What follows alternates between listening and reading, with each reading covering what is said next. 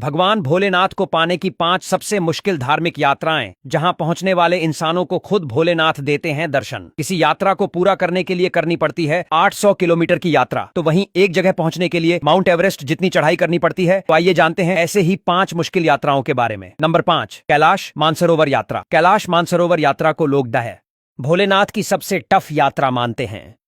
यह जगह भारत से बहुत दूर तिब्बत इलाके में पड़ती है। यहां रास्ते बहुत ऊंचे, ठंडे और सांस लेने में मुश्किल वाले होते हैं।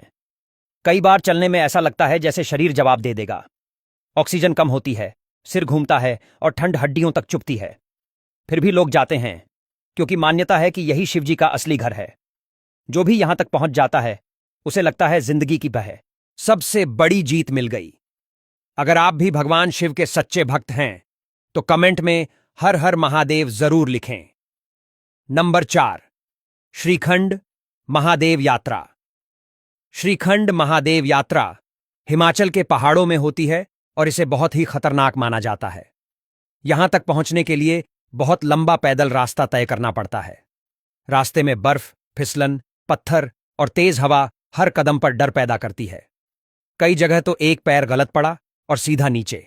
ऊंचाई इतनी ज्यादा होती है कि सांस फूलने लगती है। फिर भी शिव भक्त रुकते नहीं।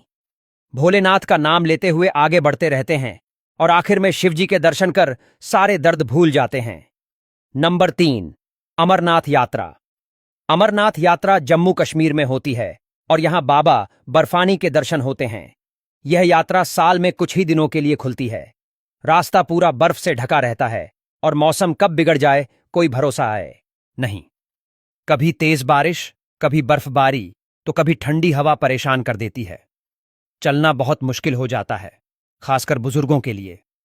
लेकिन जैसे ही गुफा में पहुंचकर बर्फ से बने शिवलिंग के दर्शन होते हैं, सारी थकान अपने आप गायब हो जाती है। नंबर 2, केदारनाथ यात्रा। केदारनाथ यात्रा उत्तराखंड के ऊंचे पहाड़ों में होती है। यहां तक पहुंचने के लिए लंबा पहाड़ी रास्ता पार करना पड़ता है। कभी चढ़ाई, कभी उतराई, और बीच में बदलता मौसम यात्रियों की परीक्षा लेता है। ठंड और बारिश अक्सर परेशानी बढ़ा देती है।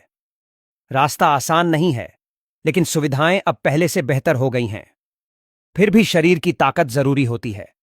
केदारनाथ पहुंचकर जब मंदिर के सामने खड़े होते हैं तो दिल को एक अलग ही सुकून मिलता है। नंबर 1, पंच केदार यात्रा। पंच केदार यात्रा में 5 अलग अलग शिव मंदिरों के दर्शन करने होते हैं। ये मंदिर दूर और ऊंचे इलाकों में बसे हैं। हर जगह का रास्ता अलग और मुश्किल है। कहीं जंगल, कहीं पत्थरीले रास्ते और कहीं बहुत ज्यादा चढ़ाई। इस यात्रा में कई दिन लग जाते हैं और शरीर पूरी तरह थक जाता है।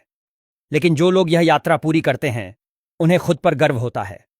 यह सिर्फ घूमना नहीं, बल्कि खुद को परखने का मौका होता है।